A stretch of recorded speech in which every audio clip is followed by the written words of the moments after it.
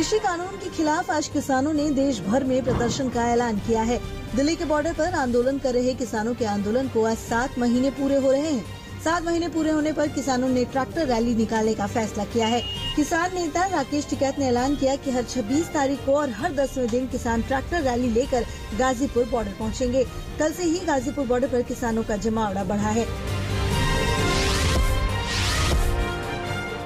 किसानों ने आज देश भर के राजभवनों के घेराव का ऐलान भी किया है। अपनी मांगों को लेकर किसान ट्रैक्टर के साथ देश भर में प्रदर्शन करेंगे।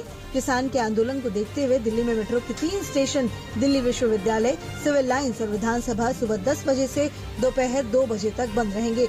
ये तीनों स्टेशन दिल्ली विधानसभा और राजभवन के पास है।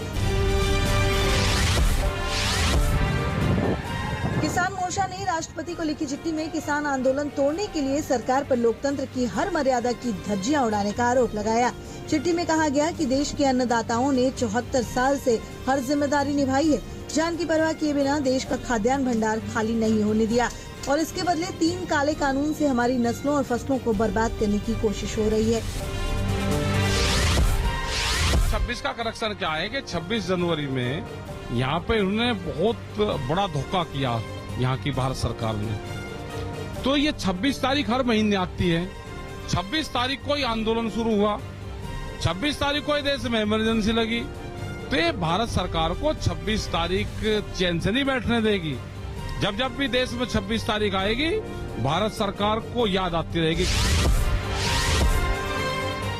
किसान नेताओं के इन हमलों के बीच सरकार ने फिर किसानों से बातचीत के संकेत दिए हैं।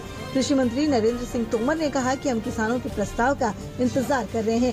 किसान और सरकार के बीच 11 दौर की बातचीत हो चुकी है। बातचीत का आखिरी दौर 22 जनवरी को हुआ था। कानूनों के समर्थन में देश का बहुत बड़ा हिस्सा खड़ा हुआ है, लेकिन फिर भी किसान यूनियन को कानून के किसी भी प्रावधान पर कोई आपत्ति है तो भारत सरकार उन्हें सुनने के लिए भी तैयार है, चर्चा करने के लिए भी तैयार है और निराकरण करने के लिए भी तैयार है।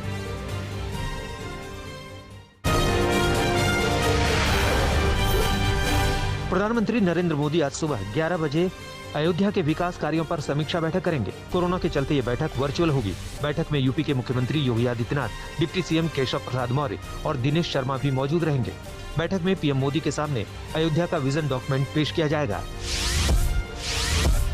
केंद्रीय मंत्री रविशंकर प्रसाद का अकाउंट ब्लॉक किए जाने के बाद केंद्र सरकार और ट्विटर के बीच विवाद फिर बढ़ गया है।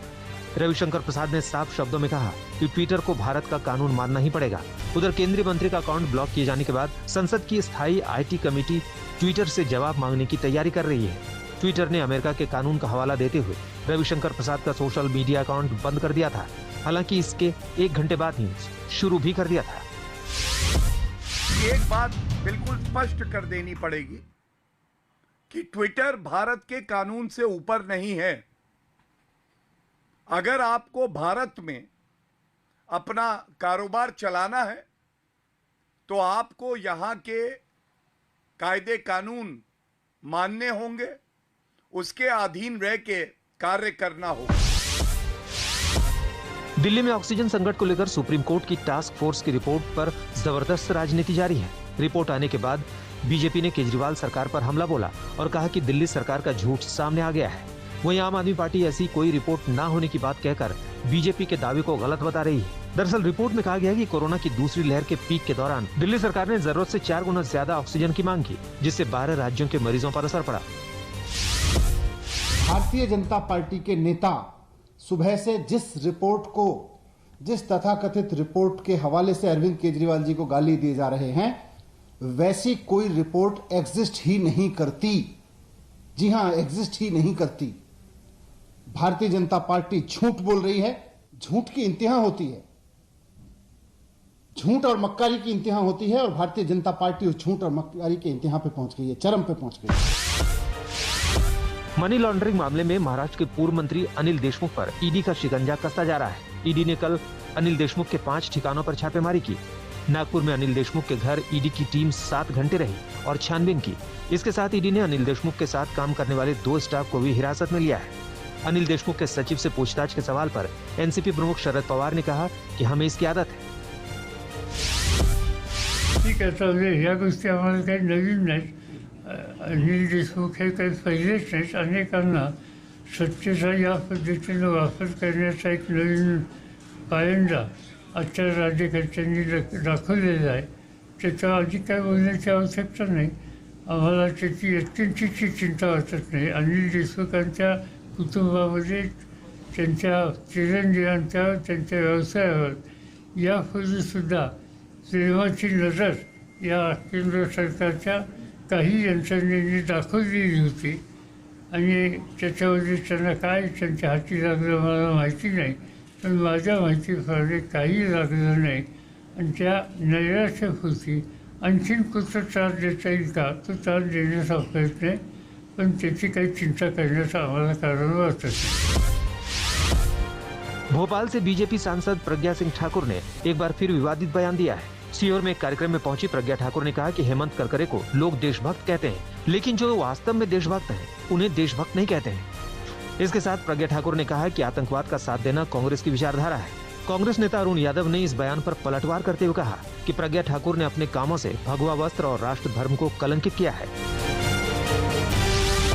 षड्यंत्र, देश के विरुद्ध षड्यंत्र, भगवा को आतंकवाद कहना, ये सब कुछ करती है तो सिर्फ एक पार्टी और उसके साथी जिन्हें वामपंथी कहते हैं हम.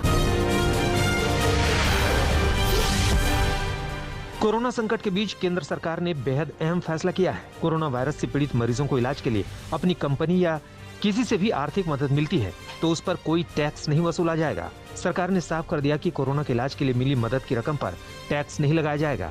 अगर कोरोना से पीड़ित व्यक्ति की मौत हो जाती है और बाद में परिवार को एम्प्लॉयर से रकम मिलती है तो पूरी रकम पर टैक्स छूट मिलेगी. देश में कोरोना के डेल्टा प्लस वेरिएंट के केस बढ़ते जा रहे हैं. सरकार ने जानकारी दी है कि देश के 18 जिलों में डेल्टा प्लस वेरिएंट के अब तक 52 केस आ चुके हैं. डेल्टा प्लस वेरिएंट के सबसे ज्यादा 21 केस महाराष्ट्र में मिले हैं, जहां इसकी चपेट में आने से 80 साल की एक बुजुर्ग महिला की मौत हो गई. डेल्टा प्लस वेरिएंट के केस बढ़ने के बाद सरकार और एक्सपर्ट दोनों अलर्ट पर हैं.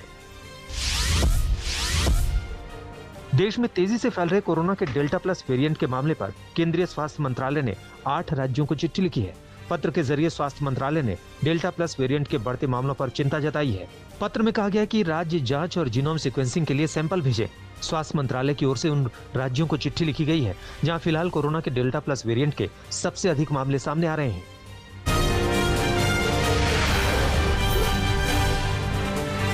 यूपी के आजमगढ़ में जमीन के विवाद में असलहे और लाठी डंडे के साथ दूसरे पक्ष को धमकाने का वीडियो वायरल हो रहा है. मामला तरौलिया के महादेवपुर गांव का है. पीड़ित परिवार का आरोप है कि वो अपनी पुश्तैनी जमीन पर निर्माण कर रहे थे. इसी बीच पड़ोस के लोग लाठी डंडा और असलाह लेकर मौके पर पहुंच गए. आरोपियों ने धमकी देकर काम कर रहे लोगों को भगा दिया. वीडियो वायरल होने के बाद पुलिस ने केस दर्ज कर लिया है और जल्द आरोपियों की गिरफ्तारी का भरोसा दिलाया है. मध्य प्रदेश के टीकमगढ़ के कारीनगर परिषद में सीएमओ के घर में घुसकर मारपीट की गई. सीएमओ ने बताया कि वैक्सीनेशन के दौरान हुए विवाद के बाद 2 लोगों ने उन्हें जान से मारने की धमकी दी थी. जब वो थाने में इसकी शिकायत दर्ज कराकर लौटे तो आरोपी उनके घर में घुस गए और मारपीट करने लगे. मारपीट की घटना घर के पास लगे सीसीटीवी में कैद हो गई. पुलिस केस दर्ज कर दोनों आरोपियों की तलाश में जुटी है. दिल्ली के जगतपुर इलाके में पुलिस ने फर्जी कॉल सेंटर का भांडाफोड़ किया है. पुलिस के मुताबिक कॉल सेंटर के जरिए अमेरिका के लोगों से ठगी की जा रही थी. पुलिस ने बताया कि कॉल सेंटर में काम करने वाले कर्मचारी अमेरिकी नागरिकों को मैसेज भेजते थे. कॉल आने पर बताया जाता था कि उनकी सोशल मीडिया आईडी या यूनिक आईडी हैक कर ली गई है और इसे अनलॉक कराने के लिए ऑनलाइन शॉपिंग का वाउचर खरीदना होगा. पुलिस ने फर्जी कॉल सेंटर से जुड़े लोगों को गिरफ्तार कर लिया है. झारखंड के कोडरमा में पुलिस ने विदेशी लड़कियों का फर्जी फेसबुक अकाउंट बनाकर ठगी करने वाले 5 लोगों को गिरफ्तार किया है. पुलिस ने आरोपियों के पास से दर्जनों मोबाइल और सिम कार्ड बरामद किया है. पुलिस ने बताया कि आरोपी विदेशों से महंगे गिफ्ट का झांसा देते थे और गिफ्ट को छुड़ाने के नाम पर लोगों से पैसे ऐंठते थे. पुलिस आरोपियों से पूछताछ कर इस गिरोह से जुड़े और सदस्यों का पता लगाने में जुटी है. पटना के दानापुर में गंगा नदी में डूबने से मां बेटी की मौत हो गई. बताया जा रहा है कि गंघरा गांव की रहने वाली महिला अपनी बेटी के साथ घाट पर नहाने गई थी. इसी दौरान महिला नदी में डूबने लगी. बेटी ने मां को बचाने की कोशिश की लेकिन वो भी नदी में डूब गई. घटना की सूचना के बाद एसडीआरएफ की टीम ने मौके पर पहुंचकर दोनों शवों को नदी से निकाला.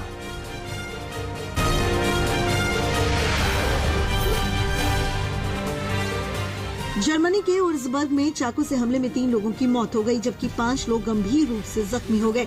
हमलावर 24 साल के अप्रवासी सोमालियन युवक को गिरफ्तार कर लिया गया है। पुलिस के मुताबिक आरोपी की दिमागी हालत ठीक नहीं थी और कुछ दिन पहले ही उसका इलाज हुआ था। अमेरिकी शहर मियामी में एक बिल्डिंग ढहने के बाद रेस्क्यू ऑपरेशन जारी है। मलबे में दबी 35 लोगों को जिंदा निकालने में रेस्क्यू टीम को सफलता मिली है। एक बच्चे को भी कड़ी मशक्कत के बाद निकाला गया है। अब तक 4 लोगों की मौत हो गई है और 159 लोग लापता हैं। मौत के बाद आंकड़े बढ़ने की भी आशंका है। अमेरिका और ब्रिटेन में बनी कोरोना वैक्सीन की पाबंदी के बाद ईरान के सर्वोच्च नेता आयतुल्लाह अली खोमेनी को दी गई घरेलू वैक्सीन की पहली डोज। मध्य पूर्व में कोरोना से बुरी तरह प्रभावित होने वाला देश है ईरान। अब तक कोरोना से 83,000 से ज्यादा ईरानियों की जान जा चुकी है। वैक्सीन की सुस्ती पर भी सरकार पर लगातार सवाल उठ रहे हैं। टोक्यो ओलंपिक में शामिल होने के लिए जापान दौरे पर आई युंगाडाई टीम कोरोना से संक्रमित हो गई है। ओलंपिक के आयोजकों ने बढ़ाई कोरोना की पाबंदियां। जापान की राजधानी में कोरोना के मामलों में बढ़ोतरी के बीच ओलंपिक खेलों के आयोजन का लगातार विरोध हो रहा है।